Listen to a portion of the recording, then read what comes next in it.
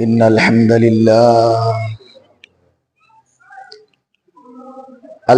لله الأكرم الذي خلق الإنسان وكرم وعلمه من البيان ما لم يعلم فسبحان الذي لا يحصى امتنانه باللسان ولا بالقلم ونشهد أن لا إله إلا الله وحده لا شريك له ونشهد أن سيدنا ومولانا محمدا عبد الله ورسوله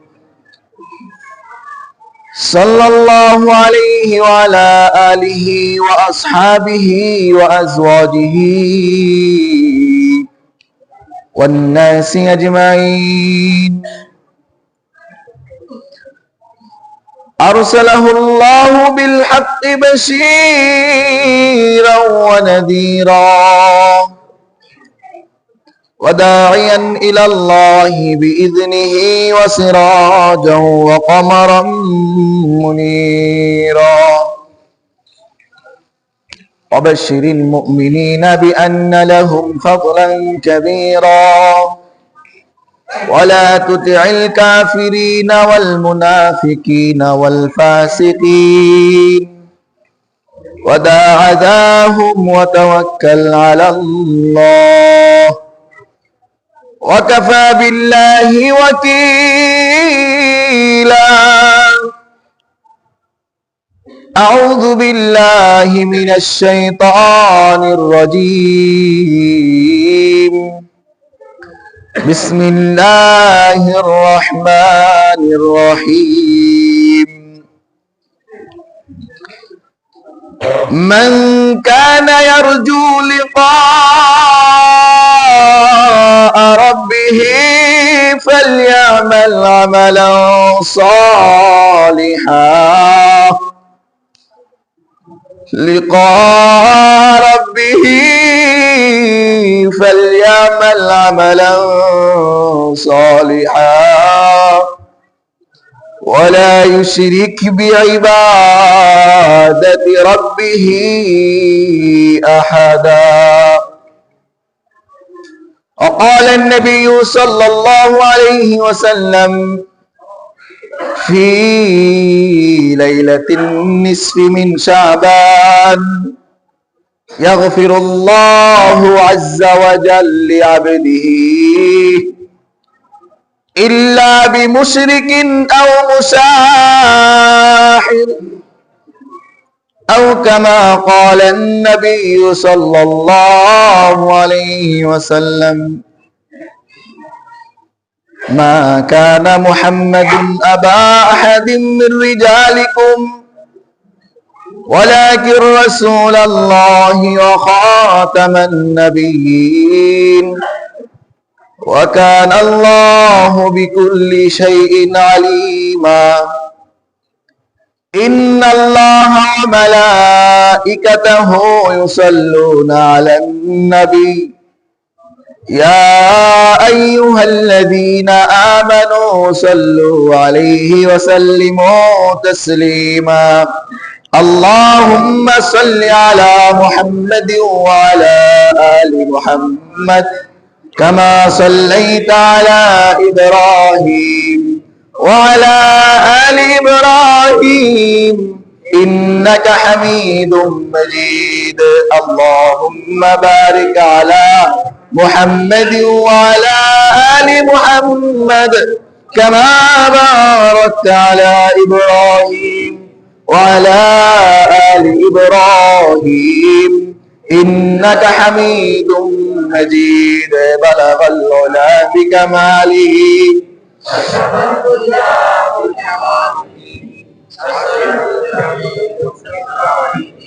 صلوا عليه وآله بلغ العلا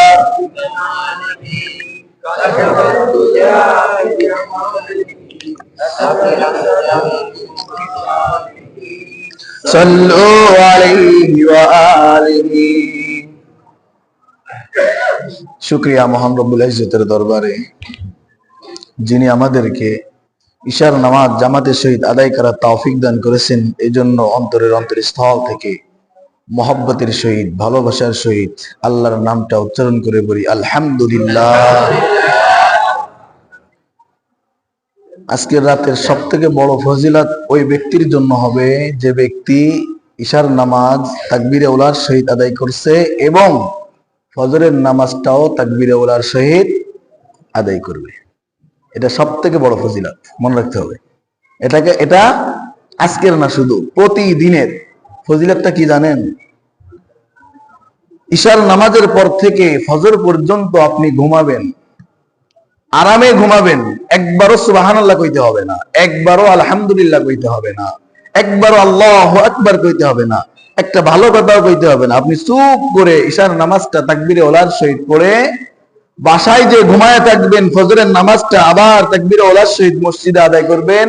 আল্লাহর রাসূল ওয়াদা করেন, আপনি সারা রাত ঘুমায় আছেন, দাঁড়ায়া দাঁড়ায়া নফল ইবাদত করলে, নামাজে কোরআন তেলাওয়াত করলে যে পরিমাণে সওয়াব হইতো, আল্লাহ তাআলা এই দুই নামাজ তাকবীরে উলার সহিত আদায় করার কারণে আপনার আমল নামায় সারা রাত নামাজে কোরআন তেলাওয়াতের সওয়াব উঠায় দিয়েছে। তাহলে সবথেকে বড় ফজিলত। আরো ফজিলত জানতে মনে চাই? ইনশাআল্লাহ ফজিলত আরো জানতে মনে চাইলে ধৈর্য ধরে শুনতে হবে। কি ধরে? ধৈর্যের অনেক দাম, কিন্তু ধৈর্যের কি অনেক দাম। কেমন দাম? আবু হানিফা রহমাতুল্লাহ আলাইহি নাম শুনছি আমরা। আমরা যে মানহাজে চলি, ইবাদত বন্দেগী করি, কোরআন হাদিস আমাদের মেন উৎস, প্রণয়ক যিনি প্রণয়ন করছে। আপনাকে কোরআন হাদিস সব দিয়ে দিব, আপনি উজুর 4টা ফরজ কিছু বের করতে পারবেন না। কিভাবে উজু করব কোরআন হাদিস থেকে বের করতে পারবেন না। একজন বিজ্ঞ আলেমই তো বের করে দেবে, ঠিক কিনা? এই যিনি বের করছে খুঁজে খুঁজে কোরআন ও হাদিস থেকে আমাদের এই সিলসিলা, এই প্রণয়কের নাম হচ্ছে আবু হানিফা। কেউ মনে করে যে আবু হানিফার নাম করে আবু হানিফার গোলামি করে, না, আমরা গোলামি করি আল্লাহ আল্লাহ রাসূলের, ঠিক কিনা? তা ধৈর্য ধরতে হবে। এই আবু হানিফা রহমাতুল্লাহ আলাইহির কোন জামানার জানেন? তাবেঈ জামানার, অর্থাৎ আল্লাহ রাসূল সাল্লাল্লাহু আলাইহি সাল্লামের জামানা, পরবর্তী জামানা সাহাবায়ে কেরামের জামানা, তার পরবর্তী জামানার নাম তাবেঈর জামানা। এই তাবেঈর জামানা আবু হানিফা রহমাতুল্লাহ আলাইহি। তৎকালীন জামানায় 2-3 জন বড় আলেম ছিলেন, বিজ্ঞ আলেম। 3 জনের ভিতরে একজন আবু হানিফা, যাকে ইমামে আজম বলা হয়, অর্থাৎ সব থেকে বড় ইমাম বলা হয়। সুফিয়ান সাওরী রহমাতুল্লাহ আলাইহি ছিল, ইমাম মালিক ছিল। সুফিয়ান সাওরী রহমাতুল্লাহ আলাইহি এবং ইমাম আবু হানিফা, এই 2 জন বিজ্ঞ আলেম ছিলেন তৎকালীন জামানায়। শয়তান একদিন চিন্তা করলো, দেখি এত বড় বিজ্ঞ আলেম আল্লাহ তাআলার কাছে কবুলিয়ত পাবে কিনা। আল্লাহ তাআলার কাছে কবুলিয়ত পাইতে গেলে একটা সিফাত দরকার, এটা হচ্ছে সবর, ধৈর্য। এটা কি একটা বাংলা একটা কথা দেখি না, অনেক জায়গায় লেখা থাকে, ধৈর্য অনেক তিতা কিন্তু ফল অনেক মধুর। ফল কি অনেক মধুর। এই শয়তান গেছে সুফিয়ান সাওরীকে পরীক্ষা করতে, দেখি সুফিয়ান সাওরী পরীক্ষায় পাস নাকি ফেল। সুফিয়ান সাওরী আবার একটু রাগী মিজাজের ছিলেন, মানে একটু রাগী, হক ভাবে রাগ করতেন, বেহক ভাবে না, হক ভাবে রাগ করতেন। রাগ করাও সুন্নাহ, সুবহানাল্লাহ বলেন। রাগ করাও সুন্নাহ। আল্লাহ রাসূল বলেন, মান আহাব্বা লিল্লাহ ওয়া মান আবগাযা লিল্লাহ ওয়া মান আতা লিল্লাহ ওয়া মান মানা লিল্লাহ ফাকাদ ইসতাকমালাল ঈমান। যে ব্যক্তি আল্লাহর জন্য কাউকে ভালোবাসে, যে ব্যক্তি আল্লাহর জন্য কারোর সাথে রাগ করে, কার জন্য? আল্লাহর জন্য কারোর সাথে রাগ করে, ওমান আতা লিল্লাহ, আল্লাহর জন্য কাউকে কিছু দেয়, দান করে, সদকা করে, ওমান মানা লিল্লাহ, আল্লাহর জন্যই কাউকে কিছু থেকে বঞ্চিত করে, এই ব্যক্তির সম্পর্কে আল্লাহ রাসূল বলেন, ফাকাদ ইসতাকমালাল ঈমান, এই ব্যক্তি পরিপূর্ণ মুমিন। সুবহানাল্লাহ। তাহলে রাগ করাটাও একটা ঈমানের দাবি। কিসের দাবি? কিন্তু রাগ করাটা হতে হবে কার জন্য? সুফিয়ান সাওরীর কাছে গেছে শয়তান, যাওয়ার পরে সুফিয়ান সাওরী দিয়েছে এক ধমক।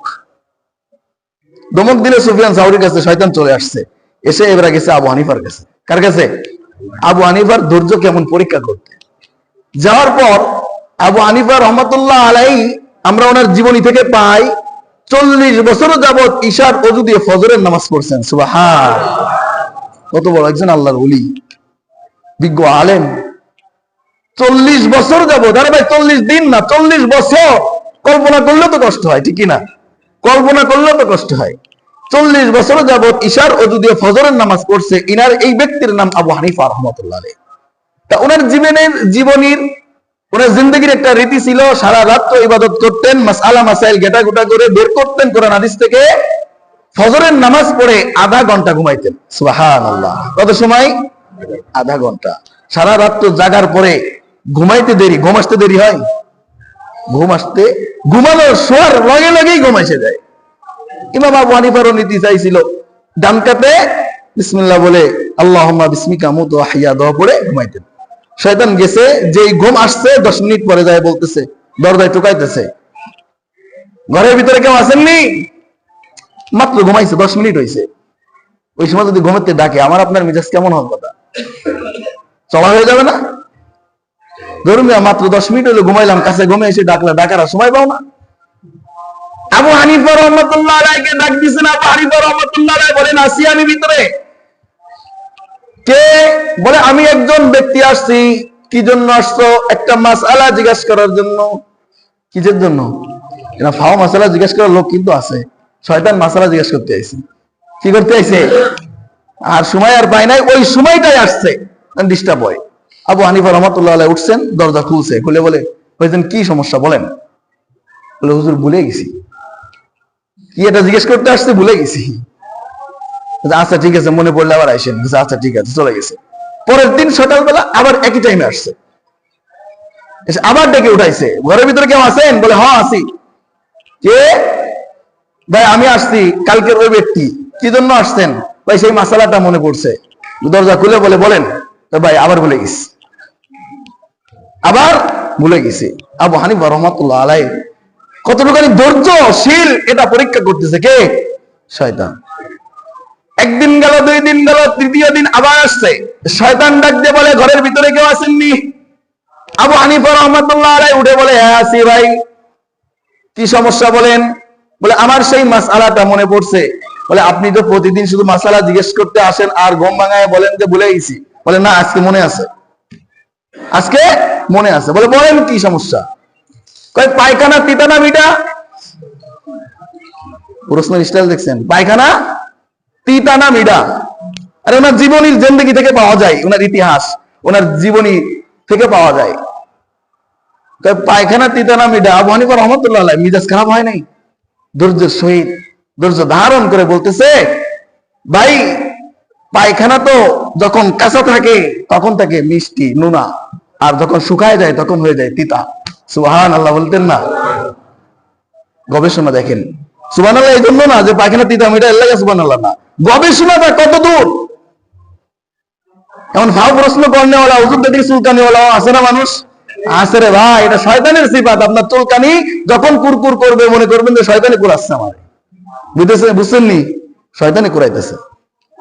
এখন যখন এই প্রশ্নের উত্তর দেয়, শয়তান দেয় যে আত্মা আটকানো গেল না, রাগ তো হইতেছে না, মানে ওনারও রাগানোর জন্য এই সমস্ত কাজ করতেছে শয়তানে। দেখে রাগ তো আর হয় না, কি করা যায়? বলতেছে, আচ্ছা হুজুর, পায়খানা কাঁচা থাকলে যে নুনটা মিঠা লাগে আর শুকাই গেলে তিতা লাগে, খাইছেন নি আপনি? রাগ হয়নি? আমার আপনারা করলে রাগ হইতো না? ইমামে আযম আবু হানিফা রাহমাতুল্লাহ আলাইহি বলেন, না না না, তিতা মিঠা খেয়ে দেখা লাগে না। বলে, আপনি কই পাইলেন, কিভাবে পাইলেন? ওর ব্যাখ্যা লাগবে, বিশ্লেষণ লাগবে। কিছু মানুষ আছে দেখবেন সারা দুনিয়ার অকাম আর কুকাম করবে, কোন ব্যাখ্যা বিশ্লেষণ চিন্তা ফিকির নাই। হুজুর একটা কথা কইছে, হুজুর দলিল কই? ঠিক কি না? আছে না বলেন? আহা আফসোস। বলে, আপনি যে তিতা মিঠা বাইর করলেন, করতে পাইলেন, খাইছেন নি একবারও? কয়, না, এটা খাইয়ে দেখা লাগে না রে বোকা। তাহলে কিভাবে পাইলেন? কয়, দেখবা পায়খানা যখন কাঁচা থাকে কুত্তায় খায়, আর যখন শুকায় যায় কুকুরে কিন্তু মুখও দেয় না, ঠিক কিনা? তা কুকুরে কখনো তিতা জিনিস মুখে নেয় না, নুনটা আর মিষ্টি ছাড়া কুকুরি খায় না। সুস্বাদু না হইলে কুকুরে কিন্তু সেটাই মুখ দেয় না। এটার দ্বারা বোঝা যায় পায়খানা যখন নরম কাঁচা থাকে তখন তিতা মিষ্টি অথবা নোনতা থাকে, আর যখন শুকায় যায় ওটার ভিতরে স্বাদ পরিবর্তন হয়ে যায়। এই জন্য শুকনা পায়খানা কুকুরেও খায় না। আর পারলো না আবু হানিফাকে কি করতে, ধৈর্য হীনতার সহিত পরিচয় দিতে আর পারলো না। শেষে সার্টিফিকেট দিয়ে গেল, শোনেন আমি কে জানেন? কে? তোমার প্রশ্ন দেখেই তো বুঝছি আমি কে। তাই আমি আছে মিস্টার ইবলিস। আমি কি? মিস্টার ইবলিস। আমি আসলাম আপনার ধৈর্যের পরীক্ষা নিতে। আপনি 100 বলেন সুবহানাল্লাহ। এই স্বীকৃতি শয়তান দিয়ে গেল। কে দিয়ে গেছে? আর আল্লাহর দরবারে তো কবুলিয়ত হইছেই, শয়তান পরীক্ষা করে তাকে হারাইতে পারে নাই। তা এই ধৈর্য থাকবে তো ইনশাআল্লাহ। এই ধৈর্যের ফলাফল কি জানেন? আল্লাহ তাআলা সূরা বাকারার ভিতরে বলতেছে, ইন্নাল্লাহা মা'আস সাবিরিন। বান্দা তোমার ভিতরে ধৈর্যের সিফাত আনো, গুণ ঢুকাও। যে ব্যক্তি ধৈর্য ধারণ করতে পারে এই ব্যক্তির সঙ্গে স্বয়ং আমি আল্লাহ। ধৈর্যশীলের সাথে কে আছে?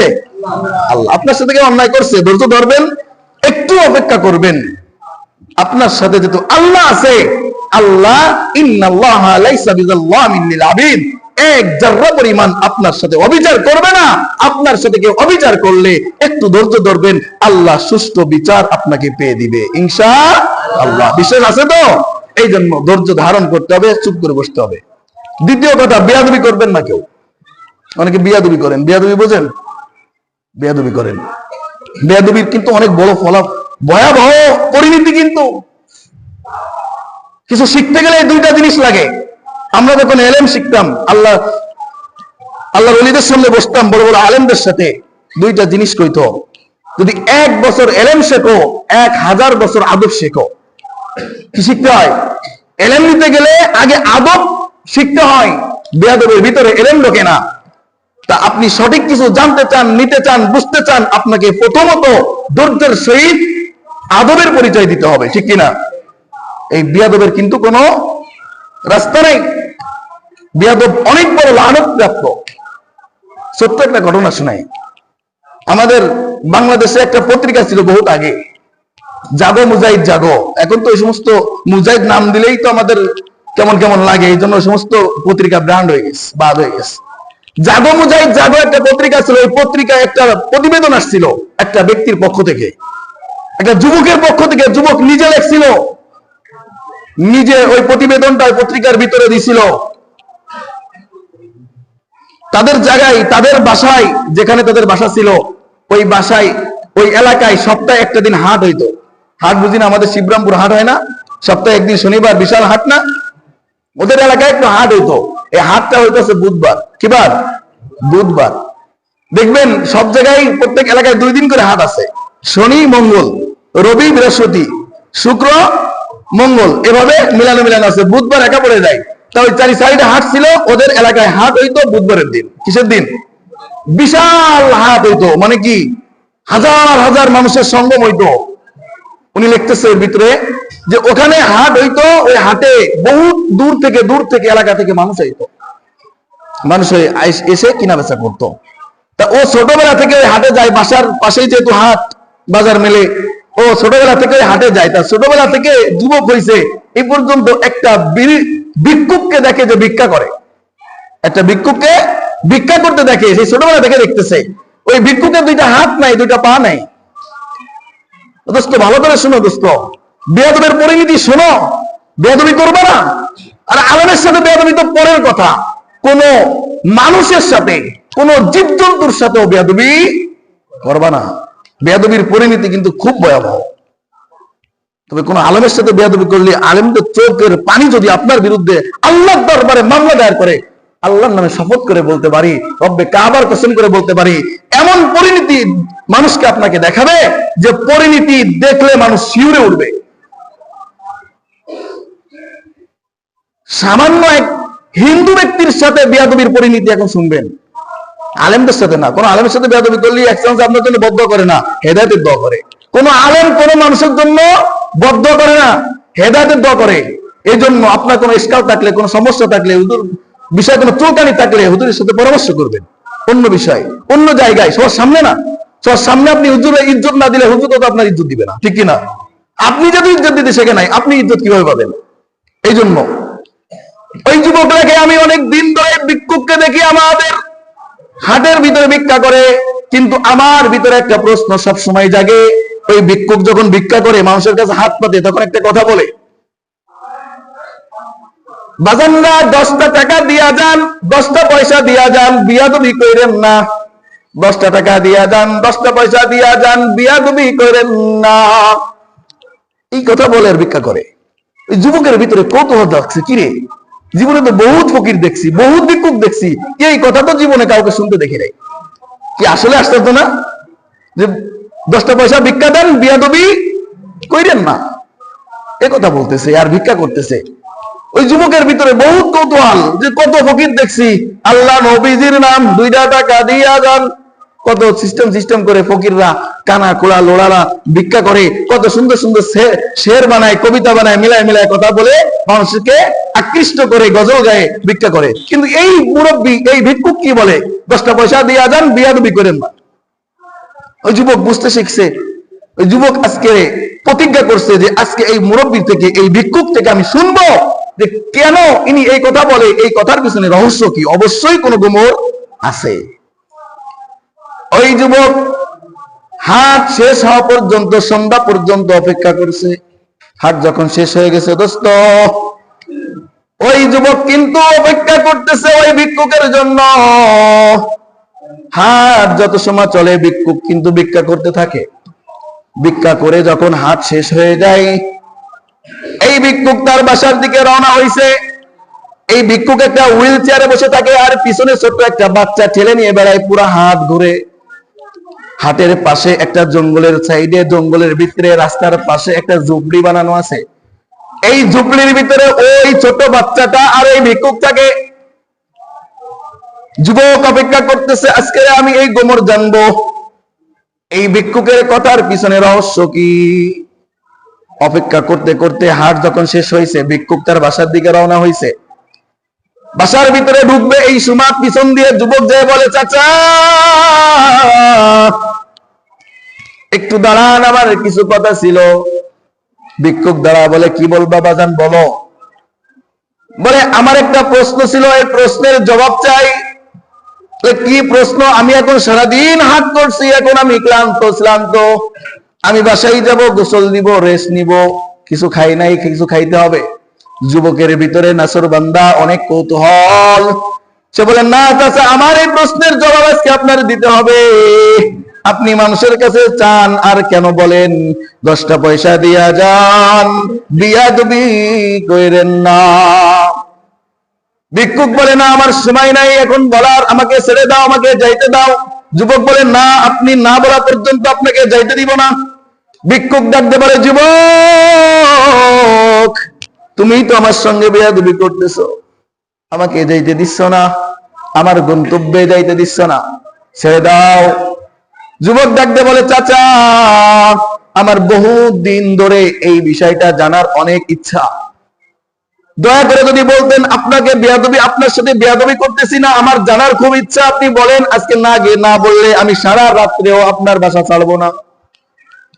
বৃদ্ধ বাবা যখন দেখলো যে না, নাসরবান্দা সে তো যায় না, যাইতে চায় না, তখন বলল, বাবা বস, আমি একজন ব্যারিস্টারের সন্তান। কে বলে? এই যুবক ভালো করে শুনো, কে বলে? ওই ভিক্ষুক যার দুখানা হাত নাই, দুখানা পাও নাই, বলে আমি একজন ব্যারিস্টারের সন্তান। আমার বাবার কোটি কোটি টাকা ছিল, ইজ্জত ছিল, চেয়ার ছিল, ক্ষমতা ছিল, পাওয়ার ছিল।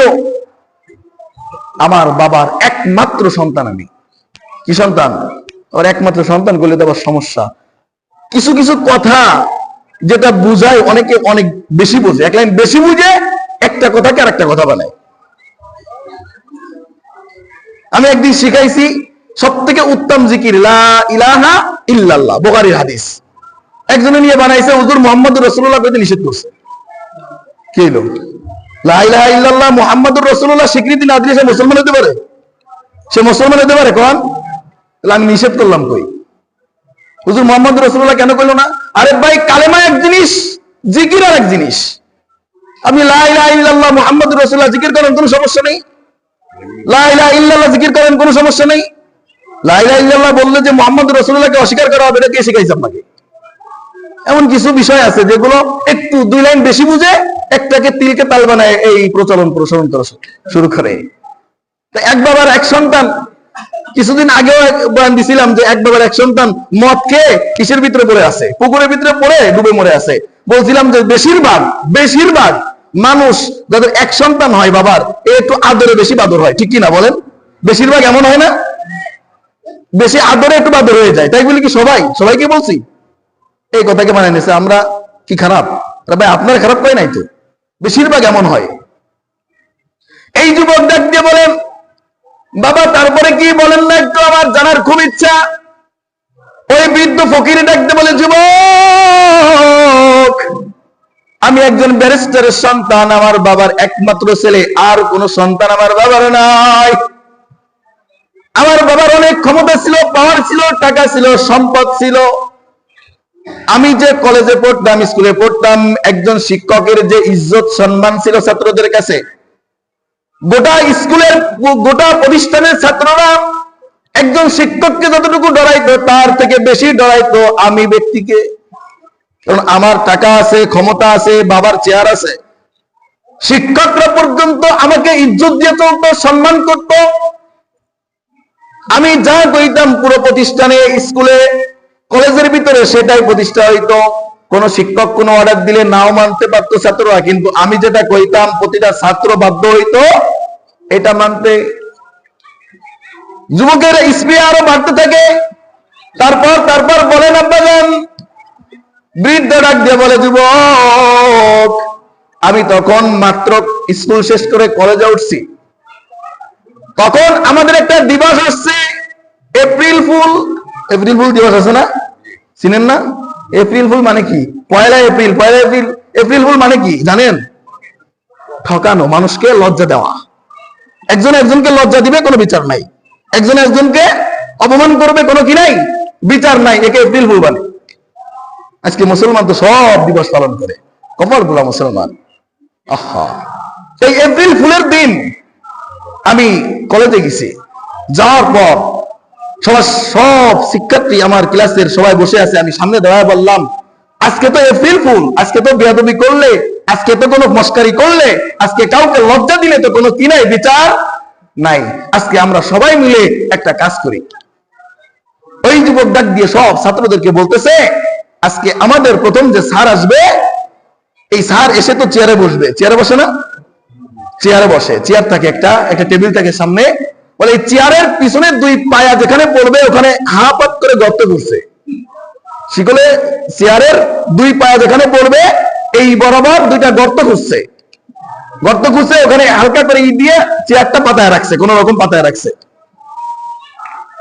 আর ছাত্রদের শিখাইছে যে যখন স্যার এসে বসবে তখন তো পড়ে যাবে, চেয়ার তো ওই গর্তের ভিতরে ঢুকে যাবে, স্যার পড়ে যাবে। যখন পড়ে যাবে সবাই হাতে ক্লাপ দিবেন আর হাসি দিবেন।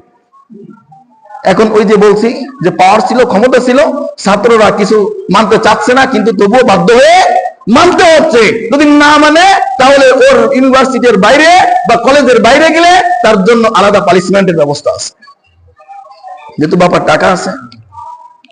যুবক ডাক দিয়ে বলে, আমার ছাত্র ভাইয়েরা শোনো, যখন স্যার পড়ে যাবে তখন আমরা হাতে তালি দিব।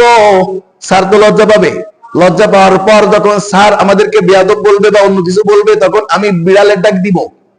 কিসের ডাক? বিড়ালের ডাক দিব। তখন তোমরা আবার সবাই খিলখিলায় হাসে দিবা। যখন স্যার আবার আরো উত্তেজিত হয়ে আবার কিছু বলবে, তখন আমি কুত্তার ডাক দিব। নাউজুবিল্লাহ কইতেন না? কুকুরের ডাক দিব, ঘেউ ঘেউ করবো, তোমরা আবারও বেশি বেশি হাসবা আর হাতে ক্লাপ দিবা। স্যার আজকের ব্যাকুব হবে, লজ্জা পাবে। যা বলছে ছাত্ররা মানতে বাধ্য হয়েছে। উনি যে বসতে বেঞ্চে, এর মধ্যে ইতিমধ্যে একজন স্যার আসছে। এই স্যারটা হিন্দু স্যার। পুরো কলেজের ভিতরে একজন স্যার ছিল যে হিন্দু, বাকি সবাই মুসলমান, সমস্ত শিক্ষক মুসলমান। ওই স্যারের নাম ছিল হরিপদ। কি নাম? হরিপদ। আর দোস্ত, একজন হিন্দু ব্যক্তির সাথে বেয়াদবির ফলাফল আসতেছে, আর একজন আলেম তো পরে থাকলো, একজন মুসলমান তো পরে থাকলো। হরিপদ স্যার যখন এসে চেয়ারে বসছে এমনি উল্টে পড়ে গেছে, সঙ্গে সঙ্গে সমস্ত ছাত্ররা হাতে কিলাপ দিছে আর খিল করে হেসে দিছে। স্যার একটু লজ্জা পেয়ে উঠে বলে, এই বেয়াদবেরা, তোমরা বেয়াদবি করে কেন? এই কথা বলার সাথে সাথে ওই ছেলেটা দাঁড়ায় বিড়ালের ডাক দিছে, আবার সবাই হাতে কিলাপ দিছে, খিলখিলে এসে দিছে। স্যার আরো রাগান্বিত হয়ে কড়া কথা বলছে, বেয়াদব, এই কথা বলে নিজেকে কন্ট্রোল করতে না পেরে ওই ছাত্রের গলে যায় একটা থাপ্পড় মারছে। যখন থাপ্পড় মারছে ওই ছাত্র তো রাগ হয়ে গেছে, স্যারের এত বড় সাহস আমার গায়ে হাত দিল, এমনটি ঘটে কিনা? বর্তমান ঘটে কিনা বলেন? স্কুল, ইউনিভার্সিটি, কলেজে শুনছেন না স্যারে মেরে টাঙায় রাখছে? আহা, আপনি বিশ্বাস করতে পারবেন না, একটা কমি মাদ্রাসার বারান্দায় যান, আমি যাত্রাবাড়িতে পড়ছি, 9,500 10,000 ছাত্র, আমার বয়সী উস্তাদ আছে, আপনার বয়সী ছাত্র আছে, ফোন চালাইতেছে, আইফোন চালাইতেছে। শিক্ষকের কাছে ধরা খাইছে, ফোনটা ধরে নিয়ে নগদে সামনের পরে আষাঢ় মেরে টুকরো টুকরো করে দিছে, বেডিং খাতা মাথায় উঠে দিয়ে গেটের বাইরে বের করে দিছে। ছাত্র এভাবে তাকায় হচ্ছে উস্তাদের চোখের দিকে তাকাইতে পারে নাই, অথচ ওই ছাত্র উস্তাদের গলা ধরলে মাটি খেয়ে পাইব না। এটার নাম আদব। এটা না থাকলে জীবনে এলেম ঢোকে না। এটা যার ভিতরে না থাকে জীবনে সে আল্লাহ রহমত প্রাপ্ত হতে পারে না। এটার নাম আদব। এটা এখন নাই, এই জন্য পড়ালেখা নাই। আগে দেখবেন আগের মানুষ মুরব্বী গুলা এসএসসি পাস, এখন বর্তমান মাস্টার্স পাস, ওই এসএসসি পাসের কাছে কিছুই না, ঠিক কিনা? যোগ্যতাই নেই। আফসোস, এই আদব নাই, এই জন্য আজকের শিক্ষা নাই, এলেম নাই, ভদ্রতা নাই, এই জন্য সব বিদায় নিছে। ওই ভিক্ষুক বলে, যুবক, যখন স্যার আমাকে একটা কোষে থাপ্পড় মারলো আমার চোখ মুখ লাল হয়ে গেল। আমার পকেটে ছিল টেনিস বল, ক্লাসের বাইরে আমরা বল খেলতাম, টেনিস বল দিয়ে আমি জোরে গার্ড বলে স্যারের গায়ে মারছি। স্যারের মাথায় যে লাগছে, স্যার নগদে পড়ে যে বেহুশ হয়ে গেছে। যখন স্যার পড়ে বেহুশ হয়ে গেল আমার ভিতরে ভয় ঢুকে গেছে যে আমি কি করলাম, স্যারকে তো মেরে বসলাম। দৌড় দিছে স্কুল থেকে বেরোয়, স্কুলের বারান্দার সামনে ছিল একটা ফুল গাছ, কাঁটাযুক্ত ফুল গাছ। ওই ফুল গাছের ভিতরে পড়ে যুবকও পাল্টি খেয়ে উনিও বেহুশ হয়ে গেছে। দুইজনকে একসঙ্গে করে নিয়ে মেডিকেলে গেছে, মেডিকেল থেকে সুস্থ করে স্কুলে ফিরে আনছে। ওই যুবকের বাবাকে খবর দিছে, আপনাকে অতীব জরুরি ভাবে আপনাকে কলেজে তলব করা হয়েছে। যুবকের বাবা আসছে, সমস্ত শিক্ষকেরা বসে, ছাত্ররা বসে। ওই ছাত্রকে সামনে নিয়ে সমস্ত শিক্ষকেরা বসে ওই হরিপদ স্যারের হাতে বেদ দিছে। ওই পুরো স্কুলে যে কয়টা বেদ ছিল সব কয়টা বেদ সামনে এনে দিয়ে বলছে, স্যার আপনি শিক্ষক, আপনি উস্তাদ ও ছাত্র, এটাই পরিচয়, ঠিক কিনা? ঠিক কিনা বলেন না কেন? তার বাবার যাই থাকুক না কেন, একজন শিক্ষক যখন শিক্ষা দিবে তখন কোন ছাত্র শিক্ষকের উপরে চোখ রাঙায় কথা বলতে পারবে না, ঠিক কিনা বলেন? প্রতিটা আলেম এমন, যখন শিক্ষা দিবে আপনাদেরকে তখন কিছু শিখাইবে। আপনি ছাত্র হাজার জানলেও কোনো বেয়াদবি চলবে না। সমস্ত শিক্ষকেরা এই সিদ্ধান্ত উপনীত হইল, তার বাবাকে উপস্থিত রেখে যে, স্যার আপনার সামনে বিচার আপনার হাতে, নিজে হাতে যে বিচার করবেন সেই বিচার আমরা মেনে নিব। আজকের আমাদের চাকরি থাক অথবা না থাক, আজকে আমাদের পদ থাকুক অথবা না থাকুক, দরকার হয় আমরা সবাই সমস্ত শিক্ষকেরা আজকের এই কলেজকে বিদায় দিয়ে আমরা কলেজ থেকে বের হয়ে যাব, তবুও কোনো বেয়াদবের জায়গায় আমাদের স্কুলের কলেজে দিব। হরিপদ স্যার দুই চোখের পানি ছেড়ে দিয়ে ডাক দিয়েছে, শিক্ষকেরা রে, শিক্ষকেরা,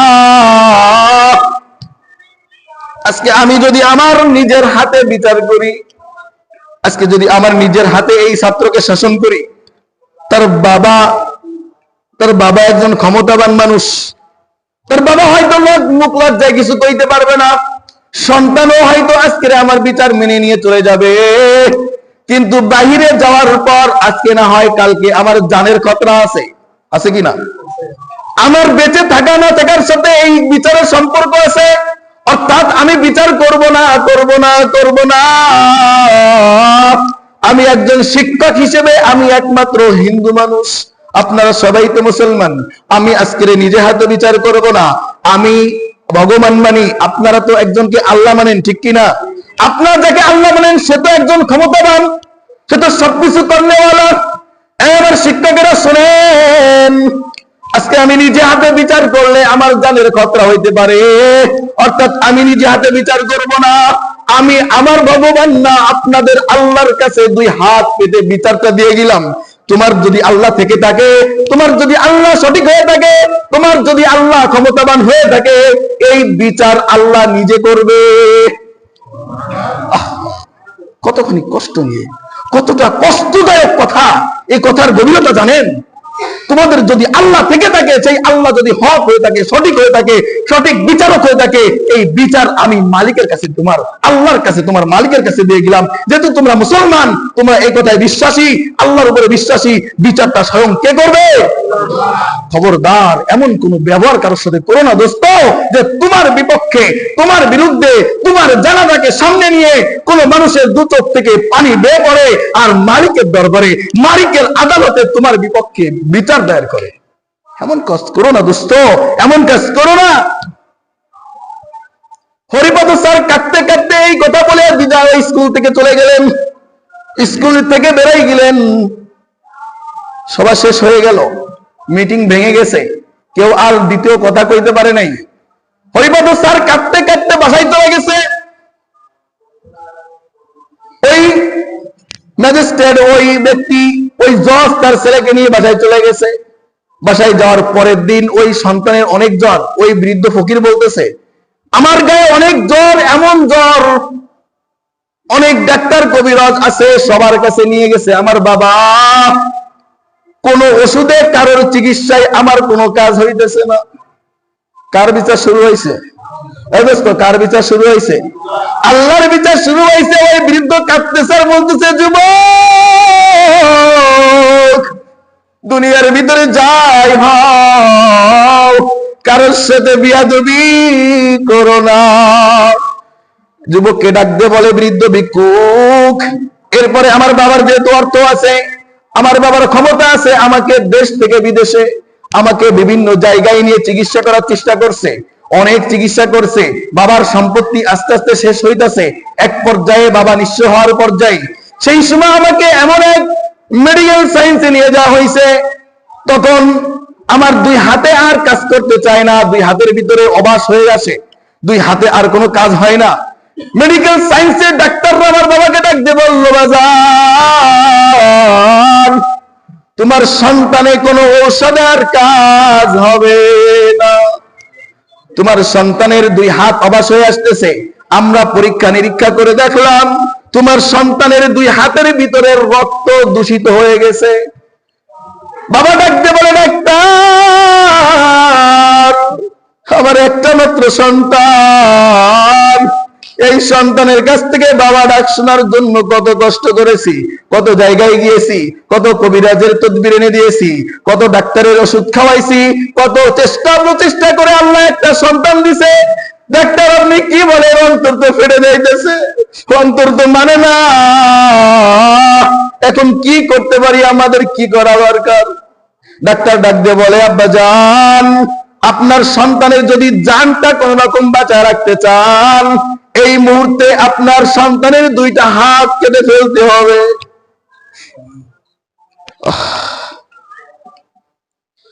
দুইটা হাত কেটে ফেলতে হবে। যদি দুইটা হাত কেটে ফেলতে পারেন, হয়তো বা হাত থাকবে না, আপনার সন্তান কিছুদিন দুনিয়ায় থাকবে। কিন্তু যদি একটু লেট করেন, এই দূষিত, এই বিষাক্ততা যদি শরীরের ভিতরে প্রবেশ করে, তাহলে পুরো শরীর বিষাক্ত হয়ে যাবে, আর আপনার সন্তানকে পৃথিবীর কোন চিকিৎসা আর বাঁচাতে পারবে না। বাবার মনটা কি কইতাছে দোস্ত? ও দোস্ত, একটা সন্তানের মুখ চোখে দেখার জন্য বাবা কতটা কষ্ট করে। এই যুবক, তুমি তোমার বাবার কাছে আজকে শুনো, বাবাকে যে গালি দাও, বাবাকে যে আজকে ছোট লোক বলো, বাবা কিছু না দিতে পারলে, তোমার খোরাক না পোষাইতে পারলে, তুমি যে বাবার দিকে চোখ রাঙাও, এই বাবা সম্পর্কে আল্লাহ রাসূলের হাদিস জানো তুমি? এই বাবা কত বড় নিয়ামত, এই বাবা কত বড় নিয়ামত জানো? আহা, এক বৃদ্ধ ব্যক্তি রাস্তার দোকানের পাশে দাঁড়ায়া একটা চকলেট দেখে কান্না করে দিছে। দোকানের লোকেরা জিজ্ঞেস করে, কিরে আপনি চকলেট কান্না করেন কেন? তো এই চকলেটটা আমাকে কান্দাইছে। সুবহানাল্লাহ কইতেন না? আহা, ওই চকলেট আমার মানুষকে কান্দায় কি করে? জানো, এই চকলেট আমাকে কান্দাই নাই, কিন্তু চকলেটের সাথে লেগে থাকা আমার সন্তানের ইতিহাস, আমার সন্তানের মায়া, আমার সন্তানের আব্বু বলে ডাক দিয়ে জড়াই ধরে একটা চুমু খাওয়া মিশে আছে। এই জন্য এই চকলেট দেখলে আমি কান্না ঠেকায় রাখতে পারি না। দোস্ত, তোমাকে মানুষ করছে এই পর্যন্ত বাতাসে হও নাই। তোমার বাবার কতটা কৃতিত্ব আছে। যেদিন তুমি বাবা হবা, যেদিন তোমার সন্তান তোমার কোলে আসবে, তখন টের বাবা বাবা কত বড় নিয়ামত। আজকে বাবা কবরে শুয়ে আছে, বাবার জন্য একটু তোমার জ্বলে না, বাবার কথা মনে পড়ে না, অথচ বাবা তোমাকে রেখে একটা ভালো জিনিস কিনে খাই নাই। বাবাকে ডাক্তাররা বললো আপনি একটা বান সই দেন, এই কাগজের পরে একটা সই দেন, আপনার সন্তানের দুইটা হাত আমরা কেটে ফেলবো। বাবা কাঁদতে কাঁদতে সই দিছে, হাউ মাউ করে কাঁদতেছে, হাসপাতাল উজাড় করে ফেলছে। আমার সন্তান দুইটা হাত যার নাই, হাতের মর্ম ওই ব্যক্তি বোঝে, ঠিক কিনা? ডাক্তাররা অপারেশন করে দুইটা হাত কেটে ফেললো। বাবা কাঁদতে কাঁদতে সন্তানটাকে নিয়ে গেল বাসায়। বাসায় নিয়ে যাওয়ার পর জ্বর কিন্তু যায় নাই। দোস্ত, ধরা দিছেন কে? বিচার হাতে নিছেন কে? আল্লাহর বিচার বড় ছাড় নাই, আল্লাহর বিচার অনেক কঠিন। আল্লাহর বিচার পর্যন্ত যায় না দোস্ত। কারোর কাছে ঋণ থাকলে শোধ হও, কারোর কষ্ট দিয়ে থাকলে মাপ চাও। এখনো সময় আছে দোস্ত, মৃত্যুর আগ পর্যন্ত সময়। আল্লাহ যেদিন ধরবে, এমন ধরবে রাস্তার খুঁজে পাইবা না, তখন শুধু বলবা কুনতু তুরাবা। আয় আল্লাহ কেন যাইলা? যদি মানুষ বানাই না বানাইতা, আয় আল্লাহ মানুষ বানাইলা, যদি মৃত্যুকেই শেষ করে দিতা, যদি মাটি বানায় দিতা, ততই না ভালো হইতো। আল্লাহ, এখন আমি এমন হিসাব কিভাবে দিব? বাবা কাঁদতে কাঁদতে সন্তানকে বাসায় আনছে। আনার পর সন্তান জ্বর যায় না, কিছু খায় না, দিন দিন শুকায় গেছে। বাবার সম্পদও শেষের দিকে। এমত অবস্থায় ওই সন্তানের জ্বর যেহেতু পড়ে না, এখন সন্তানের দুই পায়ের ভিতরে অবাস হওয়া শুরু হয়েছে। দুই পায়ের ভিতরে অবাস হয় আর চিল্লায় বাবা। আমার হাতের ভিতরে যেই রোগ হয়েছিল আমার পায়ের ভিতরে সেটা দেখা যায়। আমার পাও অবাস হয়ে যায়, আমি পাও দিয়ে হাঁটতে পারি না, আমার পাও আর সামনে ফেলতে পারি না, আমার পার ভিতরে আর কাজ করে না, কেমন যেন জমাট পেতে যাইতেছে, অবাস হয়ে যাইতেছে। আব্বা, বাবার আর বুঝতে বাকি নাই, আমার ছেলে মানুষ হয় নাই, একটা বিয়াদব হইছে, ঠিক কিনা? বিয়াদবের বিচার স্বয়ং কে হাতে নিছে? আল্লাহ হাতে নিছে। সন্তানকে নিয়ে গেছে আবারও ডাক্তারের কাছে। ওই ডাক্তারের কাছে নিয়ে যাওয়ার পর মেডিকেল সায়েন্সের ডাক্তাররা আবারও পরীক্ষা নিরীক্ষা করে বাবাকে জড়ায় ধরে কান্না করে দিছে। বাবারে, তোমার সন্তানের হাতের একই ভাইরাস পায়ের ভিতরে ঢুকছে। এখন এই মুহূর্তে যদি কোন রকম সন্তানকে সন্তান ভাবে দেখতে চাও, কথা কিছু শুনতে চাও, জীবিত দেখতে চাও, এই মুহূর্তে তোমার বাজানের তোমার সন্তানের দুইটা পা কেটে ফেলতে হবে। বাবা কি বাবা আছে? বাবা কি বাবা আছে? আপনারা বাবা না? বোঝেন না সন্তানের কষ্ট? পৃথিবীতে সব থেকে ভারী বোঝা কোনটা জানেন? পৃথিবীতে সব থেকে ভারী বোঝা মানুষের কাছে কোনটা? বাবার কাঁধে সন্তানের লাশ। বাবার কাঁধে সন্তানের লাশ, এটাই সব থেকে ভারী বোঝা। শুনে দেখেন একটা বাবার কাছে, একটা মায়ের কাছে, আরে বাবা মরে গেলে সন্তান কাঁধে নেবে, এটাই তো নীতি, এটাই তো সাধারণ নিয়ম। কিন্তু সন্তান মরে গেলে বাবা কাঁধে নেবে, এটা তো নিয়ম না, এটা তো সিস্টেম না। যখন বিপরীত হয়ে যায়, ওই বাবা সন্তানের লাশ আর উঁচু করতে পারে না। যেই ডাক্তাররা বলে আপনার সন্তানের পা দুইটা এই মুহূর্তে কেটে ফেলতে হবে, কোন লাইন নাই, কোন ঔষধে কাজ করবে না। বাবা হাউ মাউ করে ছুটে চলে গেছে বাসায়। আপনাদের যা করার দরকার তাই করেন, আমার আর কিছু বলার নেই, আমার আর সম্পদও নেই, টাকাও নেই, ক্ষমতাও নেই, সব গেছে। ডাক্তাররা নিয়ে গেছে, ওটিতে নিয়ে যাওয়া হয়েছে। অপারেশন যখন করছে, অজ্ঞান করছে। আশ্চর্যের বিষয়, ওই ছেলে কিন্তু অজ্ঞান হয় নাই, চক্ষু বুঝে আছে। যত সময় পর্যন্ত তার পা দুটো অপারেশন করছে, ওই ছেলে মুখ থেকে একটা কথা বলছে শুধু, স্যার মাফ করে দেন, স্যার মাফ করে দেন, স্যার মাফ করে দেন, স্যার আর বেয়াদবি করবো না, আমাকে মাফ করে দেন। যখন অপারেশন শেষ করে যখন ওটির বাইরে আনা হয়েছে, হুশ ফিরছে তখন ওই ছেলেকে ডাক দিয়ে ডাক্তাররা বলে, কি ব্যাপার, আপনাকে যখন অপারেশন করা হয় আপনি মুখ থেকে এই কথা বলতেছিলেন কেন? কি বলতেছিলাম? শুধু বলতেছিলেন স্যার মাফ করে দেন, স্যার মাফ করে দেন, আমি আর বেয়াদবি করব না, আমাকে ক্ষমা করে দেন, আমাকে মাফ করে দেন। তখন ছেলেও কাঁদে, ডাক্তাররাও কাঁদে, বাবাও কাঁদে। এই অবস্থায় নিয়ে গেছে। যখন দুইখানা হাত নাই, দুইখানা পা নাই, তার দুনিয়ায় কি আছে? কি আছে তার দুনিয়ায়? কোটি টাকা থাকলেও লাভ আছে? হাজারো ক্ষমতা থাকলে লাভ আছে? নাই। দুইটা হাত হারাইলো, দুইটা পা হারাইলো। যুবককে ডাক দিয়ে ভিক্ষুক বলে, যুবক, জীবনে যাই হও বেয়াদব হইও না, কারোর সাথে বেয়াদবি করো না, মুরব্বীদের সাথে বেয়াদবি করো না, সাথী ভাইদের সাথে বেয়াদবি করো না, ছোটদের সাথে বেয়াদবি করো না। বেয়াদবিকে আল্লাহ তাআলা পছন্দ করেন না। এই জন্য দোস্ত বলি, তুমি কখনো কারোর সাথে দ্বিমত হইলেও হইতে পারে, কারোর সাথে বেয়াদবি কইরো না। তোমার বিরুদ্ধে যদি আল্লাহর আদালতে মামলা দায়ের করে দেয় দোস্ত, আল্লাহ যখন ধরবে রাস্তা খুঁজে পাইবা না। এই জন্য কিছু শিখতে হলে কি থাকতে হবে? ধৈর্য এবং আদব। ধৈর্য এবং আদব থাকতে হবে। আল্লাহ তাআলা আমাদেরকে এই দুইটা গুণ নিয়ে সঠিকভাবে ইসলাম শিখা বুঝার তৌফিক দান করুক। সবাই বলি আমিন। আজকের রাতটা কি রাত?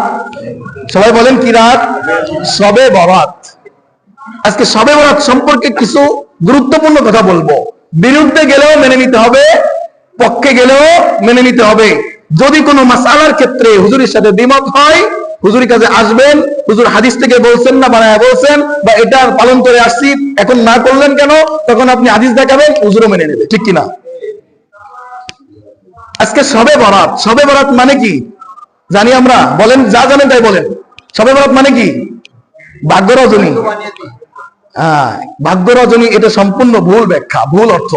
ভাগ্য রজনী না, শবে মানে রাত, এটা রজনী, ঠিক আছে। বরাত মানে ভাগ্য না, কদর মানে ভাগ্য। বরাত মানে মুক্তি। বরাত মানে কি? আরবি ভাষায় মুক্তি পাওয়া।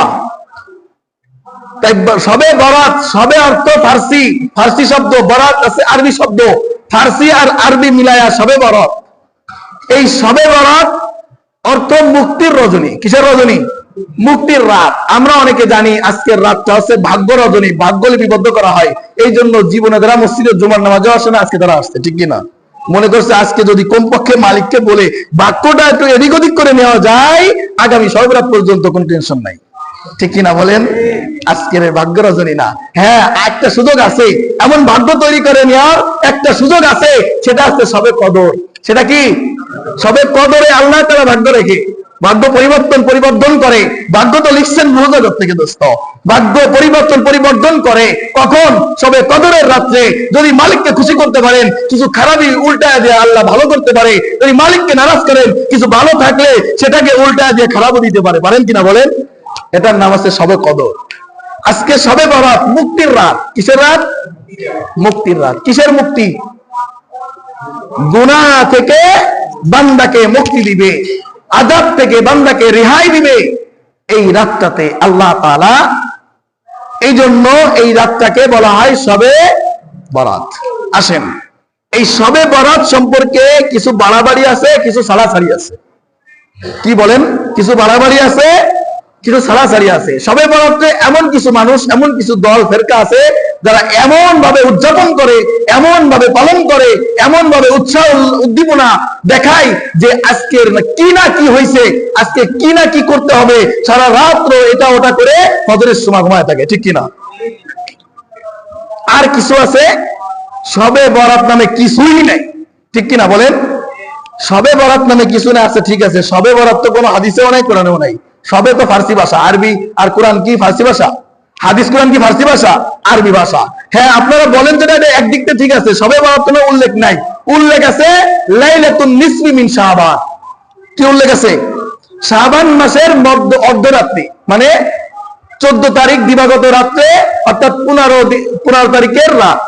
আরেকটা জিনিস ভালো করে বুঝতে হবে, একটা জিনিস ভালো করে এটা বুঝতে হবে, আরবি যে মাসটা আছে এটার রাত আসে আগে। কি আসে আগে? রাত আগে আসে, দিন পরে আসে।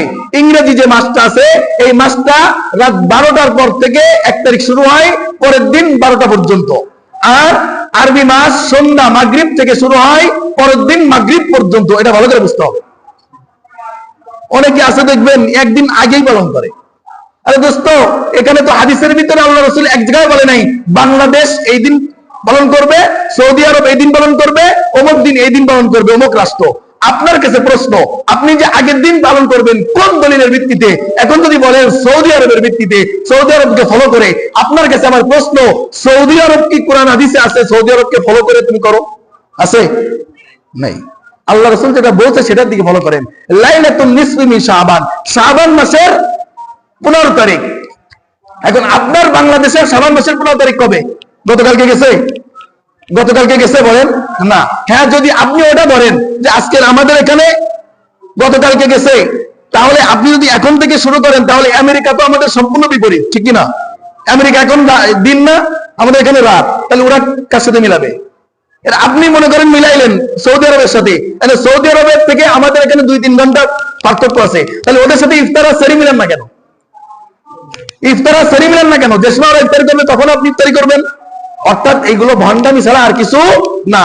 হাদিসকে ফলো করতে হবে। হাদিসে আছে লাইলাতুন নিসফু মিন শাবান, শাবান মাসের অর্ধরাত্রি, অর্থাৎ 15 তারিখের রাত্র। আপনার বাংলাদেশে যেদিন আসবে আপনি শবে বরাত ওই দিন উদযাপন করবেন। ঠিক আছে তো? ঠিক আছে তো ইনশাআল্লাহ? ইনশাআল্লাহ। আসেন, এরপরে কিছু মানুষ আছে একেবারেই ছাড়াছাড়ি করে, কয় শবে বরাত বলতে কিছু নাই। এটা বোঝার আগে 2-3টা জিনিস বুঝতে হবে, ভালো করে বুঝেন। 3টা জিনিস বুঝতে হবে। হাদিস হাদিস বলে একদল আছে লাফাবে, দেখেন সহি হাদিস সহি হাদিস সহি হাদিস সহি হাদিস, আমাদের ভাষায় আর কিছু নাই, আছে না? একদল আছে না? আছে। সহি, হাসান, জয়ীফ, এই 3টা জিনিস মনে করেন। সহি 1 নম্বরে কি? সহি, 2 নম্বরে হাসান, 3 নম্বরে জয়ীফ। এটা অনেক বিস্তারিত, অনেক ধীরস্থিরতার সাথে শুনতে হয় এবং বুঝতে হয়। অত কিছু বোঝানোর সময় বা আপনাদের ক্যাপাসিটি নাই। সহজে যেটা বুঝেন এটা বুঝাচ্ছি, ওই সমস্ত ধোঁকা থেকে বাঁচার জন্য, ওই সমস্ত ধোঁকা থেকে বাঁচার জন্য সহজে বোঝেন। সহিহ হাদিস বলা হয় যে হাদিস দ্বারা আকীদা সাব্যস্ত হয়। আকীদা বোঝেন? বিশ্বাস, আল্লাহ এক, এটা বিশ্বাস না? আল্লাহ এক, যদি কেউ দ্বিতীয় মনে করে সে মুসলমান না কাফের? কাফের। এই সহিহ হাদিস দ্বারা আকীদা বিশ্বাস হবে হয়। 2 নম্বরে হাসান, হাসান হাদিস দ্বারা আমল সাব্যস্ত হয়। এই আমলটা করা যাবে কি যাবে না, এই আমলটার গুরুত্ব আছে কি নেই, এই আমলটা ছাড়লে গুনাহ হবে কি হবে না, এটা সাব্যস্ত হয় হাসান হাদিস দ্বারা। 3 নম্বরে জয়ীফ, এই জয়ীফ হাদিস দ্বারা সাব্যস্ত হয় ফজিলত। কি সাব্যস্ত হয়? ফজিলত। যেমন আজকের রাতটা ফজিলতপূর্ণ, এটা জয়ীফ হাদিস দ্বারা সাব্যস্ত। কিন্তু আজকের রাতটা ফজিলতপূর্ণ পক্ষান্তরে আবার সহিহ হাদিস দ্বারাও প্রমাণিত। এটা সহিহ, জয়ী আর হাসান কি হুজুর? আমরা তো এটা বুঝি না। মনে করেন আমি এখন আপনাদের অনেক কিছু শিখাইতেছি না, এখন এখানে সবার মানে ক্যাপাসিটি কি একরকম, দরের ক্যাপাসিটি কি একরকম? কিছু যুবক আছে, কিছু বাচ্চা আছে, কিছু মুরব্বী বৃদ্ধ বাবারা আছে। বৃদ্ধ বাবারা যেটা আমার কথা নকল করে আরেকজনের কাছে বলবে, সে কি আমার মতো করে বলতে পারবে? পারবে না। যুবকরা যদি আমার কথাটা আরেকজনের কাছে পৌঁছায় দেয়, সে কিছুটা আমার সাথে মিল রেখে বলতে পারবে। তাদের ক্যাপাসিটি একটু কি ভালো। এবং বাচ্চারা দেখেন যেটা শেখাবেন ওইটাই বলবে, ঠিক কিনা বলেন?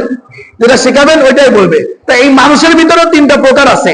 কিছু মানুষের ব্রেন ক্যাপাসিটি এমন সুন্দর হয় যেটা বলে ওটাই ধরে বসে। কিছু মানুষ আছে অবিকল হইতে থাকে কিন্তু একটু এদিক ওদিক হয়। আর কিছু মানুষ আছে শুনছে সারাংশটা কইতে পারে কিন্তু বাস্তব পূর্ণাঙ্গটা মিলায় কইতে পারে না।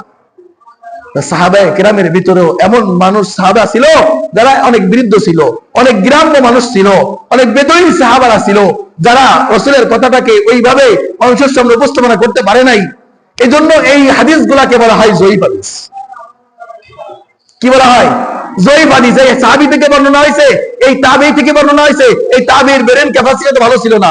কিন্তু আপনার কাছে প্রশ্ন, জয়ীফ হাদিস বলে যে হাদিসকে অস্বীকার করলেন, আল্লাহ রাসূলের কোন কথাটা জয়ীফ? কোন আল্লাহ রাসূলের কোন কথা দুর্বল? আল্লাহ রাসূলের প্রত্যেকটা কথাই শক্তিশালী, প্রত্যেকটা কথাই শক্তিশালী, কবি এবং সহিহ। শুধু বর্ণনার ক্ষেত্রে, বলার ক্ষেত্রে একটু তারতম্য হতে পারে, কিন্তু সারাংশ যেটা, মূল যেটা, এটা সবই গ্রহণযোগ্য। কি? সবই গ্রহণযোগ্য। অর্থাৎ আপনারা জয়ীব জয়ীব বলে আজকের রাতটাকে একেবারে যে বাদ দিয়ে দেন না, এটা আপনার গুমরাহি ছাড়া কিছুই না। বরঞ্চ আপনারা যাদের সহিহ হাদিস দিয়ে দলিল দেন, আজকে আমি একটা হাদিস বলে গেলাম, আপনারা যারা যে নেতাকে ফলো করেন, যে ইমামকে ফলো করেন, তার লিখিত কিতাব, তার দেওয়া বক্তব্য এই হাদিস সহিহ, আপনি দেখে নিয়েন, আপনি আপনার ইসি দেখে নিয়েন।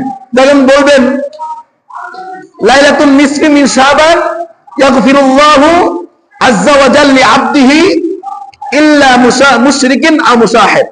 এই হাদিসটা আল্লাহ রাসূল সাল্লাল্লাহু আলাইহি ওয়াসাল্লাম বলেন ফি লাইলাতিন নিসফি মিন শাবান, শাবান মাসের অর্ধরাত্রে অর্থাৎ শবে বরাতের রাতে আল্লাহ তাআলা ইয়াগফিরুল্লাহু আযজা ওয়া জাল, আল্লাহ মাফ করে দেন, লিআবদিহি, তার সমস্ত বান্দাদেরকে, ইল্লা মুশরিকিন আও মুশাহিদ, দুইটা ব্যক্তি ব্যতীত। কয়টা ব্যক্তি? এই দুইটা ব্যক্তি কেটা কেটা শুনবেন? এই দুই ব্যক্তিকে আজকে আল্লাহ মাফ করবেন না, আজকের রাত্রেও এই দুই ব্যক্তিকে আল্লাহ মাফ করবেন না। এই হাদিসটা ওদের কিতাবে সহিহ সিলসিলা 3 নম্বর খণ্ড 115 নম্বর 135 নম্বর পৃষ্ঠায় আপনারা দেখে নিয়েন। আপনাদের নেতা, আপনাদের ইমামরাই বলছে সাহাহ হাযাল হাদিস বাযুহুম ইয়াকফি বায। একটা হাদিস অনেক সাহাবা থেকে বর্ণনা হয়েছে, অর্থাৎ দুর্বল হইলেও 10 জনের যে কথা কয়, দুর্বল হইলেও ওই কথাটা গ্যারান্টেড হয়, ঠিক কিনা? অনেক সাহাবী থেকে এই হাদিস বর্ণিত যে এই হাদিস শবে বরাতের রাত্র, এই রাত্রে শাবান মাসের অর্ধরাত্রি, এই রাত্রিটা অবশ্যই অবশ্যই ফজিলতপূর্ণ, বরকতপূর্ণ। আল্লাহ তাআলা তার বান্দাদেরকে সাধারণ ক্ষমার ঘোষণা দেয় দুই ব্যক্তি ব্যতীত। এই হাদিস আপনাদের নেতারাও সহিহ বলছে। আল্লাহ তাআলা আমাদের সঠিক বুঝার তৌফিক দান করুন, সবাই বলি আমিন। তাহলে আজকের রাত্রে আল্লাহ সমস্ত বান্দাদেরকে সাধারণ ক্ষমা ঘোষণা করবেন দুই ব্যক্তি ব্যতীত। কয় ব্যক্তি? ইল্লা মুশরিকিন আও মুশাহিদ, ইল্লা বিমুশরিকিন আও মুশাহিদ। আল্লাহ তাআলা আজকের এই শবে বরাতের রাত্রে সমস্ত বান্দাদেরকে মাফ করে দিবেন। লিয়াগফিরাল্লাহু আযজা ওয়া জাল্লা লিআবদিহি, আল্লাহ তাআলা তার সমস্ত বান্দাদেরকে আজকে রাতে সাধারণ ক্ষমা করবেন। ইল্লা বিমুশরিকিন আও মুশাহিদ, দুই ব্যক্তি ব্যতীত। এক ব্যক্তি মুশরিক, এক ব্যক্তি কি? মুশরিক। মুশরিক বুঝেন? আহা, এই কথাটা কইলে দোস্ত তোমার লাগবে, ওই দোস্তরা কইলে তোমার বন্ধুর লাগবে, এই কথাটা কইতে গেলে তোমার সবকিছু শেষ হয়ে যাবে।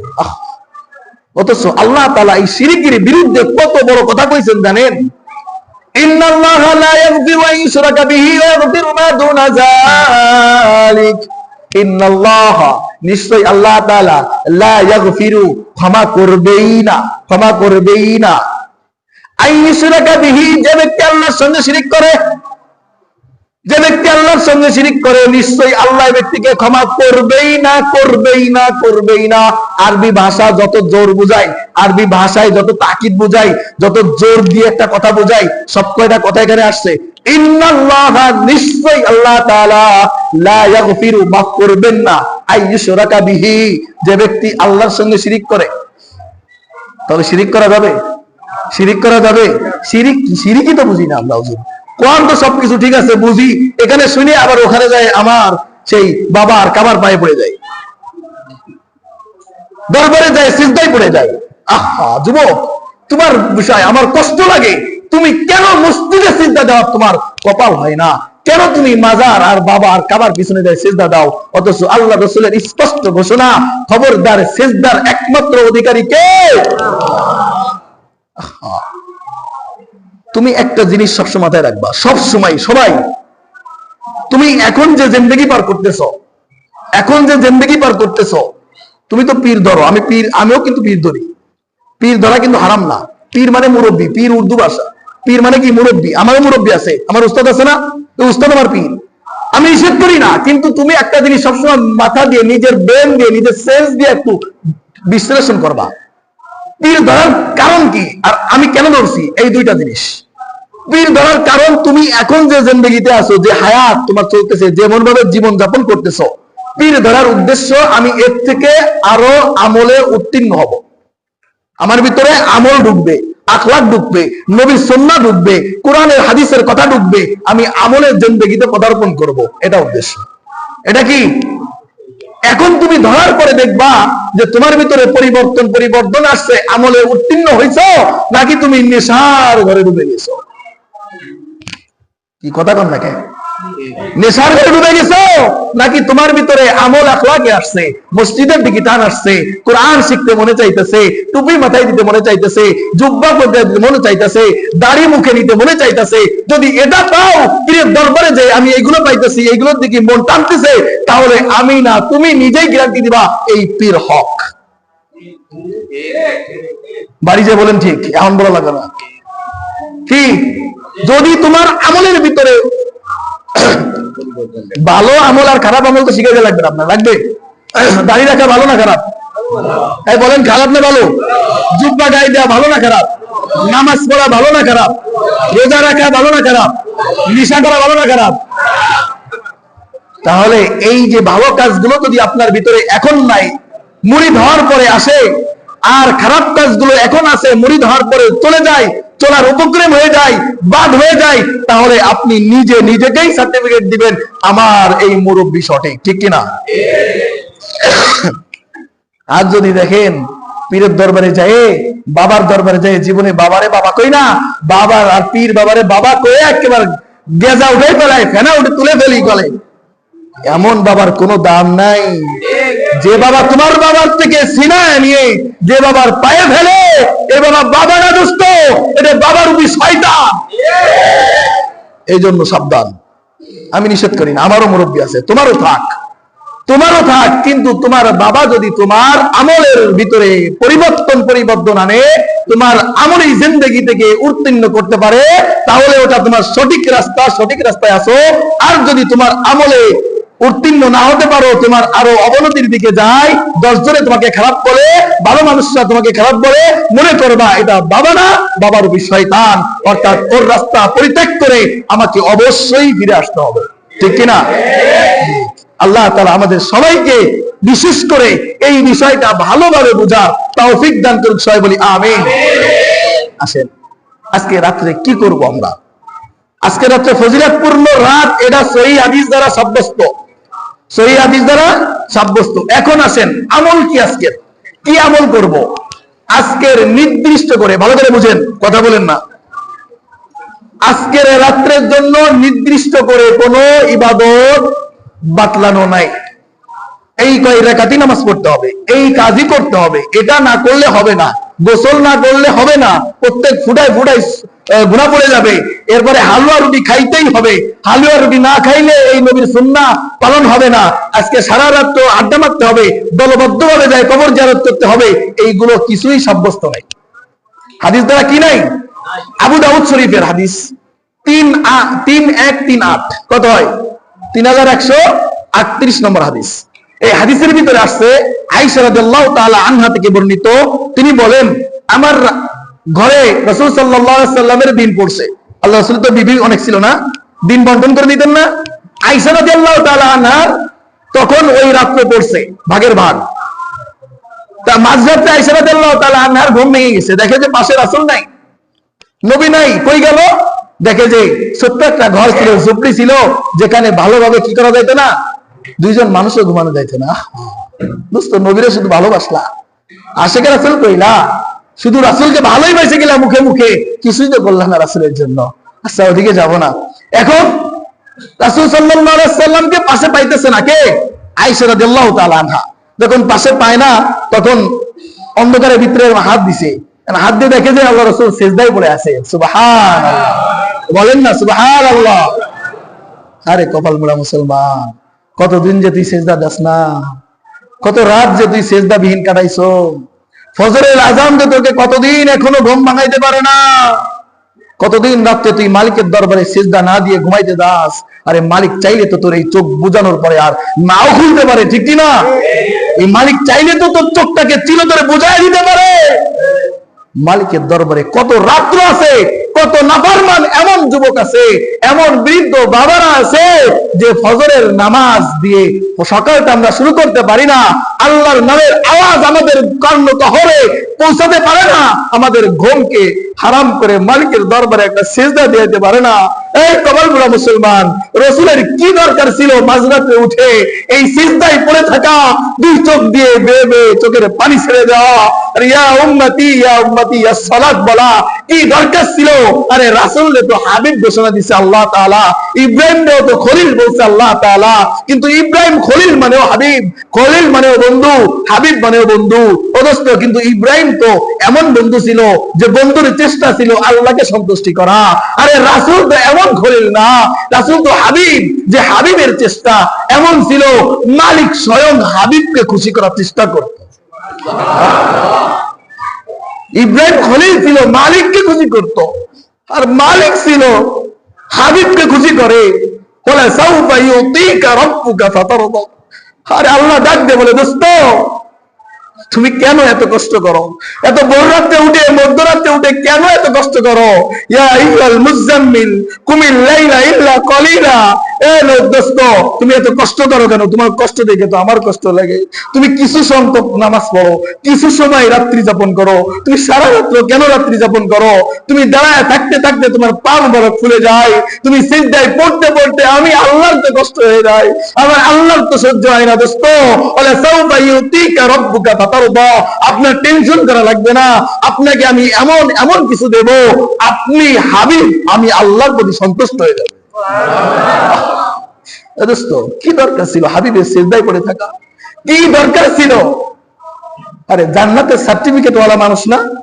আরে যার জন্য আমরা যদি বলি, যার জন্য তো কুল কায়নাত, আরে যাকে উদ্দেশ্য করেই তো জান্নাত জাহান্নাম, সেই হাবিবের কি দরকার ছিল এই মধ্যরাতে সিজদায় পড়ে ইয়া উম্মতি বলে কাদা? কি দরকার ছিল? তুমি কত বড় ওলি হয়ে গেছো, তুমি কত বড় ওলির দরবারে গেছো যে তোমার নামাজের হিসাব, তোমার সিজদার হিসাব, তোমার সবকিছুর হিসাব তোমার বাবাই দিবে, তোমার টেনশন নাই। ফজর কাজা করে রাত্রে ঘুমাও, ঈশায় নেশা করে রাত্রে যায় ঘুমাও। এই দোস্ত তোমার হাতে ধরে বলি, পায়ে ধরে বলি, ধোকার ভিতরে আসো, ধোকার ভিতরে আসো। চলে যাইতে হবে, চলে যাইতে হবে দোস্ত, মরতেই হবে। তোমার যদি এই নামাজবিহীন জিন্দেগি গ্রহণযোগ্য হইতো, রাসূলের নামাজ কেন কিছুই দরকার ছিল না, রাসূল কেন কষ্ট করে নামাজ পড়লেন? শেষ বয়সে সাহাবীদের কাঁধে হাত দিয়ে পা হেসরাইতে হেসরাইতে আয়েশাকে বলে, আয়েশা মসজিদে নববীকে, মসজিদের ভিতরে কি জামাত শুরু হয়ে গেছে?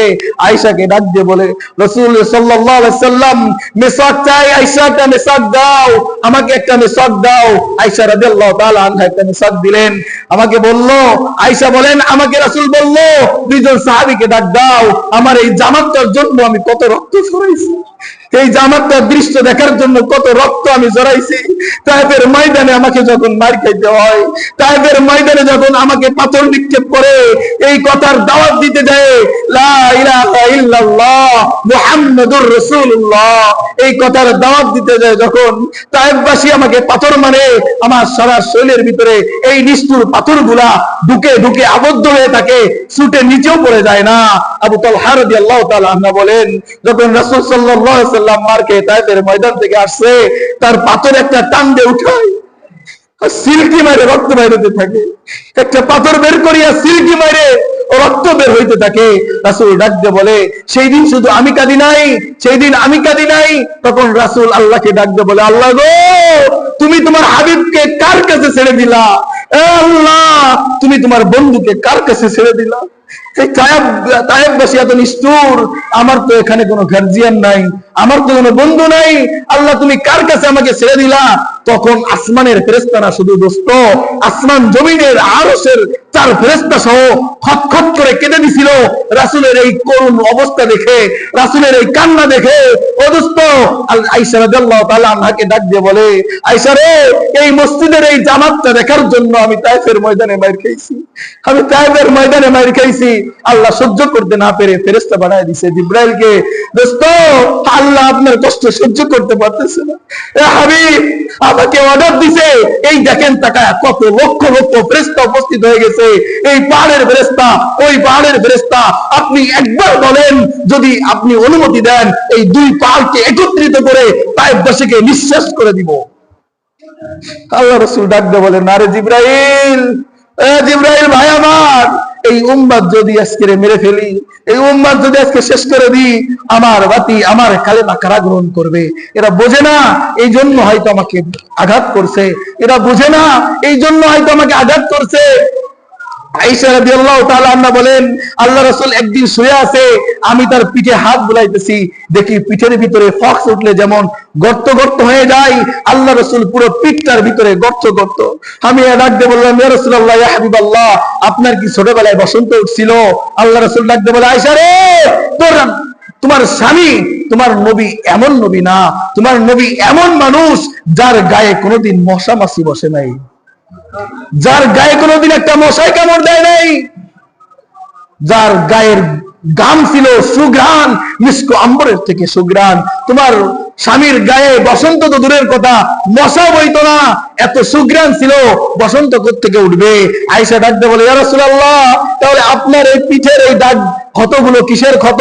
আল্লাহ রাসূল সাল্লাল্লাহু আলাইহি ওয়াসাল্লাম ডাকতে বলে, আয়েশা রে, আমার এই পিঠের ক্ষত এই মসজিদের নববী জামাত দেখার জন্য, আমার এই পিঠের ক্ষত এই মসজিদের সাহাবায়ে কেরামের জামাতবদ্ধ নামাজ দেখার জন্য, আল্লাহর কুদরতি ভাই সিজদা দেখার জন্য, আমার এই মার খাওয়া, এই উম্মতের জন্য কষ্ট করা। শেষ বয়সে আল্লাহ রাসূল সাল্লাল্লাহু আলাইহি ওয়াসাল্লাম বিছানায় পড়ে আছে, আল্লাহ রাসূল সাল্লাল্লাহু আলাইহি ওয়াসাল্লাম মুখের ভিতরে একটা কাপড় দিয়ে কিছুক্ষণ পরে সরায়া বলতেছে, আমার উম্মতিরা রে, কবরকে সিজদা করো না, আল্লাহকে সিজদা করো। তোমাদের জন্য এই নামাজ প্রতিষ্ঠার জন্য আমি রাসূল তায়েফের ময়দানে মার খাইছি, উহুদের ময়দানে দান দান মুবারক শহীদ করেছি, তোমরা নামাজকে ছেড়ে দিও না। ইয়া উম্মতি আসসালাত, ইয়া উম্মতি আসসালাত, ইয়া উম্মতি আসসালাত।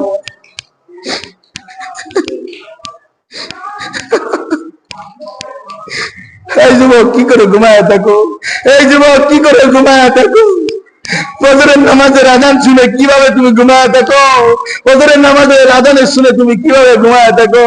অথচ তোমার হাবিব, তোমার রাসূল, তোমার নবী, তুমি যে আশিকে রাসূল দাবি করো, তোমার নবী তো সারা রাত দাঁড়ায় দাঁড়ায় পা মুবারক ফুলায় ফেলছে, আল্লাহ সহ্য করতে না পারে ডাক দিছে, ইয়া আইয়ুহাল মুজাম্মিল, হে চাদরওয়ালা, হে কম্বলওয়ালা, কুমিল লাইলা ইল্লা কলিলা, তুমি সারা রাত দাঁড়ায় নামাজ পড়ো না?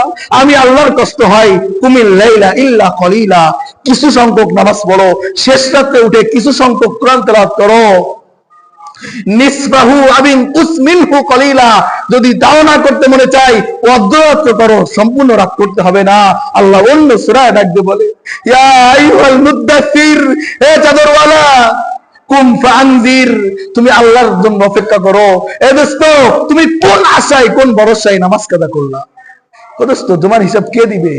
তোমার কবরে তো কেউ যাইব না, তোমার কবরের হিসাব তো তোমাকেই দিতে হবে। দোস্ত, মনে চায় না? এ দোস্ত, মনে চায় না এই মসজিদ ঘরে আল্লাহর আযান দিতেছে, এই প্রত্যেকটা আযানের জবাব আল্লাহ আপনার কাছে নিবে না? শুধু এই আযানের জবাব দিবে না, আল্লাহ রাসূল সাল্লাল্লাহু আলাইহি ওয়াসাল্লাম বলেন, সুম্মা লাতুসআলুন্না ইয়াউমাইযিন আনিন নাঈম। আল্লাহ রাসূল একদিন ক্ষুধার্ত অবস্থায় 2-3 দিন যাবত না খাওয়া, পেটে পাথর বাঁধা, আল্লাহ রাসূল দুপুর বেলা ক্ষুধা সহ্য করতে না পেরে রাস্তায় বের হয়ে গেছে, কোথাও খাবার পাই কিনা, কোথাও খাবার মেলে কিনা, এই আশায় আল্লাহ রাসূল রাস্তায় বের হয়ে গেছে। ক্ষুধা আর সহ্য হচ্ছে না, এত বেশি পরিমাণ ক্ষুধা লাগছে, রাস্তা দিয়ে হাঁটতেছে আর খাবার তালাশ করতেছে। প্রতিমধ্যে দেখে যে আবু বকর রাদিয়াল্লাহু তাআলা আনহু এই দুপুর বেলা রাস্তায় বের হয়েছে। আল্লাহ রাসূল ডাক দিয়ে বলে, আবু বকর রে, আবু বকর, রাস্তায় কেন দুপুর বেলা? আবু বকর ডাক দিয়ে বলে, হাবিব, আপনি কেন এই অবেলায় রাস্তায় বের হয়েছেন? আল্লাহ রাসূল সাল্লাল্লাহু আলাইহি ওয়াসাল্লাম ডাক দিয়ে বলে, আবু বকর, আর ক্ষুধার যন্ত্রণা সহ্য হচ্ছে না, আর ক্ষুধার যন্ত্রণা সহ্য হচ্ছে না। 2-3 দিন যাবত না খাওয়া, এক গ্লাস পানিও পায় না, আমার পেটে আর ক্ষুধা সহ্য হচ্ছে না। আবু বকর হাউমাউ করে কান্না করে দিয়ে বলতেছে, হাবিব, ইয়া রাসূলুল্লাহ, ইয়া হাবিবাল্লাহ, আমি আবু বকরের ক্ষুধার যন্ত্রণা সহ্য করতে পারতেছি না, আমি আবু বকরের ক্ষুধার যন্ত্রণা সহ্য হচ্ছে না। খাবারের তাল্লাশে এই দুপুর বেলা রাস্তায় বের হয়েছি, বলে চলো আবু বকর কোথাও খাবার পাই কিনা দেখি।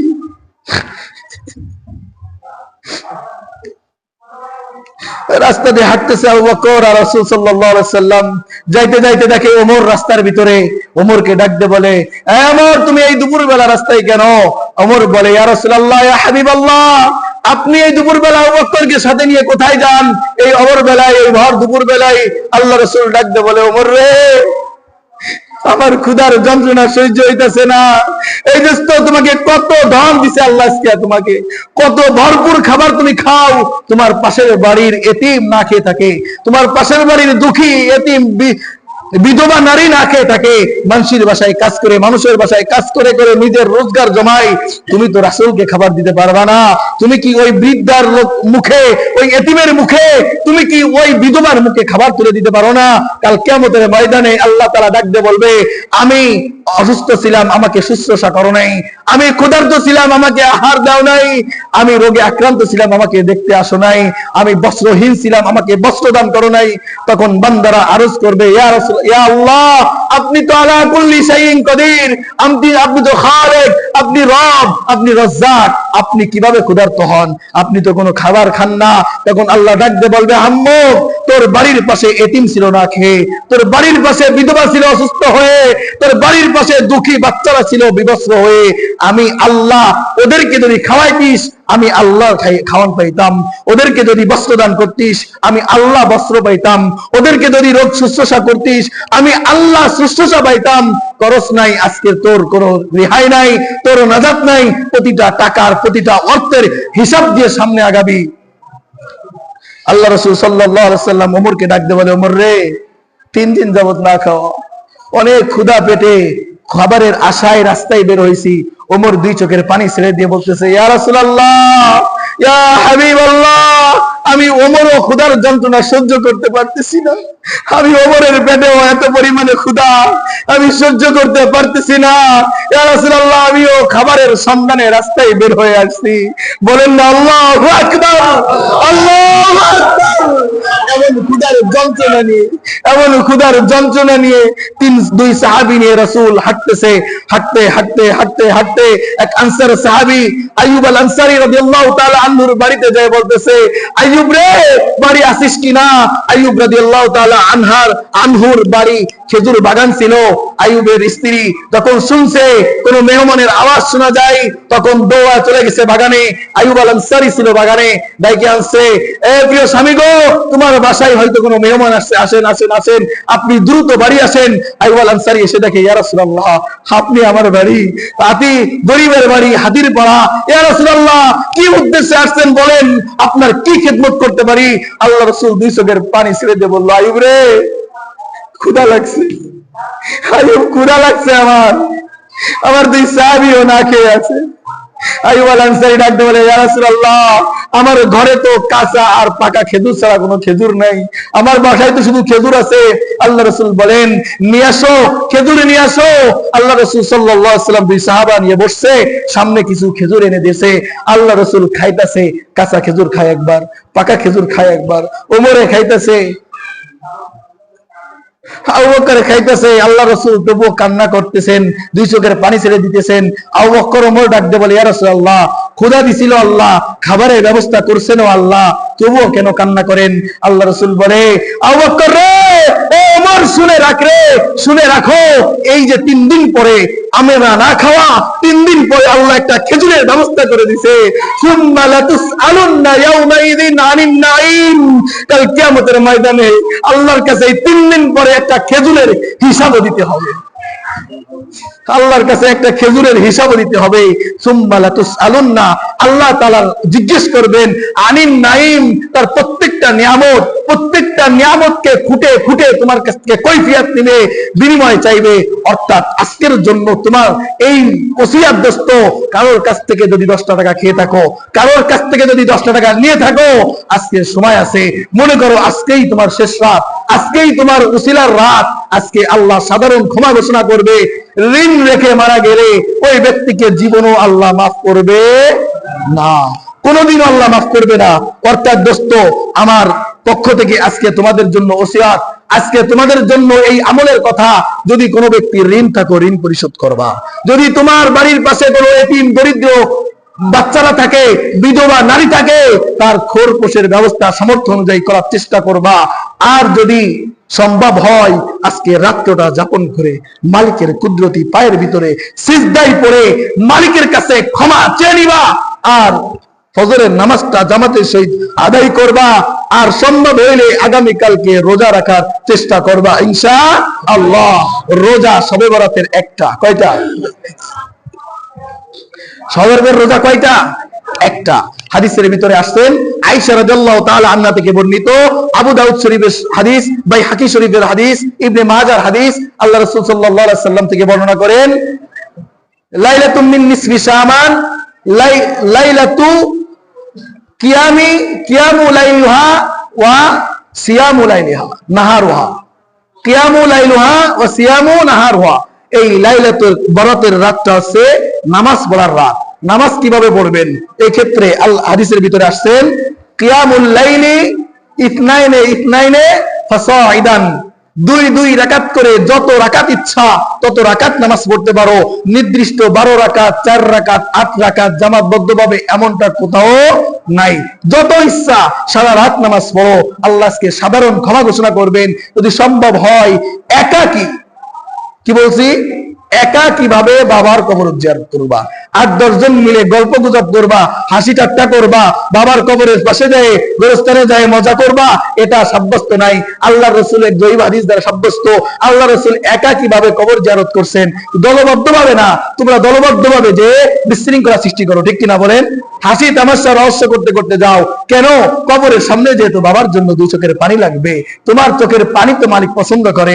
তুমি যাই হাসতে হাসতে যাও, আবার হাসতে হাসতে আসো, কি নিলা বাবার জন্য, কি কয়ে আসলা বাবার জন্য, মালিকের কাছ থেকে কি চেয়ে দিলা বাবার জন্য?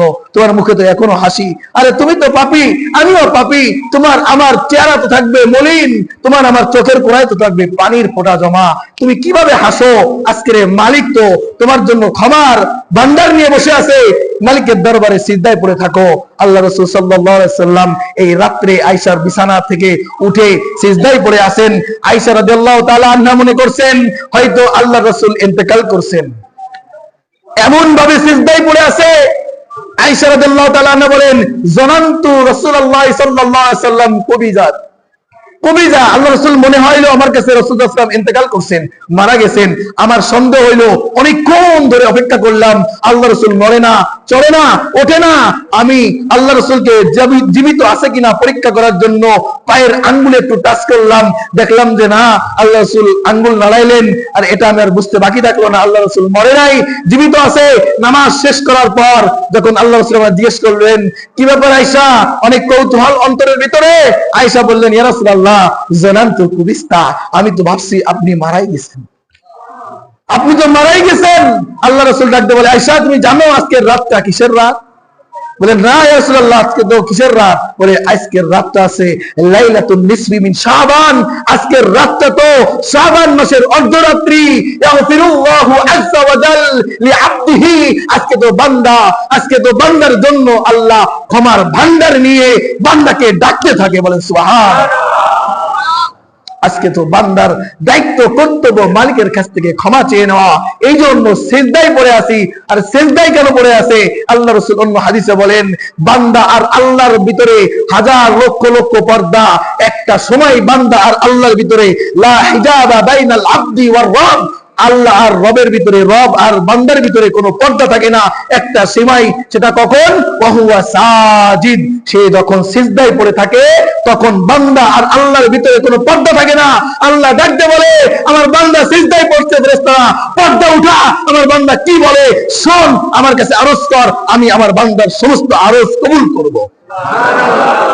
তাহলে আজকে রাত্রে বেশি বেশি মালিকের কাছে সিজদা করবেন, তাসবিহ তাহলিল করবেন, জিকির আজগার করবেন।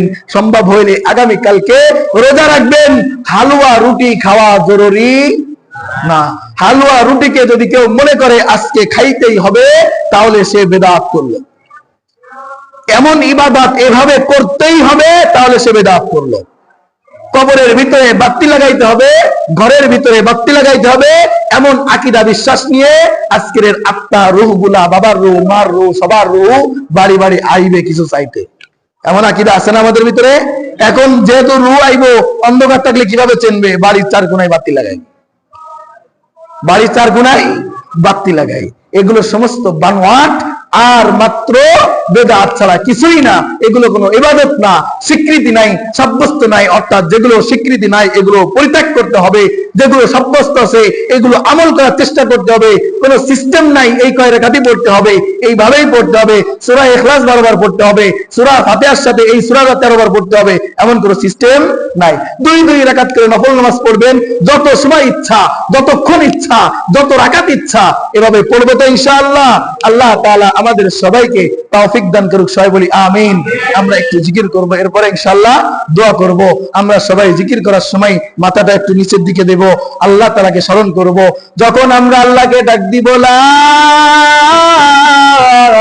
ইলাহা ইল্লাল্লাহ, লা ইলাহা ইল্লাল্লাহ, আমরা মনে মনে ধারণা করব লা নাই নাই নাই ইলাহা, কোন মাবুদ, কোন উপাস্য, কোন রব নেই, ইল্লাল্লাহ, একমাত্র আল্লাহ ছাড়া কোন মাবুদ নেই। লা ইলাহা ইল্লাল্লাহ